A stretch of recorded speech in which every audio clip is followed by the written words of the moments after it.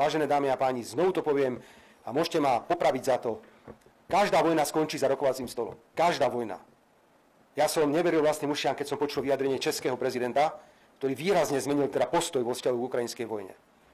Ak skončí vojna počas mandátu tejto vlády, ja urobím všetko pre to obnovenie hospodárskych a štandardných vzťahov s Ruskou federáciou. Urobím všetko preto.